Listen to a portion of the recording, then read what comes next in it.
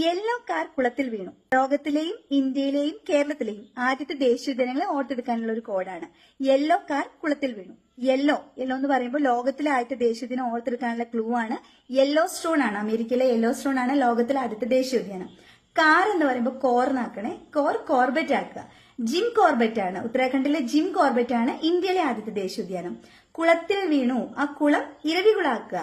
ഇടുക്കി ജില്ലയിലെ നമ്മുടെ കേരളത്തിലെ ഇരവികുളമാണ് കേരളത്തിലെ ആദ്യത്തെ ദേശീയോദ്യാനം. ഓക്കെ, അപ്പോൾ അമേരിക്കയിലെ യെല്ലോ സ്റ്റോൺ ലോകത്തിലെ ആദ്യത്തെ ദേശീയോദ്യാനം.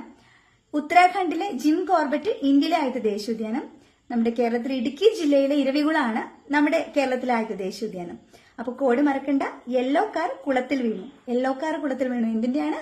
ദേശീയോദ്യാനങ്ങൾ, ആദ്യത്തെ ദേശീയോദ്യാനങ്ങൾ ലോകത്തിലെയും ഇന്ത്യയിലെയും കേരളത്തിലെയും ഓർത്തു വെക്കാനുള്ള ക്ലൂ ആണ്. വേണ്ടവർ മാത്രം കോഡ് യൂസ് ചെയ്താൽ മതി. പക്ഷെ എന്നാലും ആ 3 പേര് നമുക്ക് കിട്ടില്ലേ?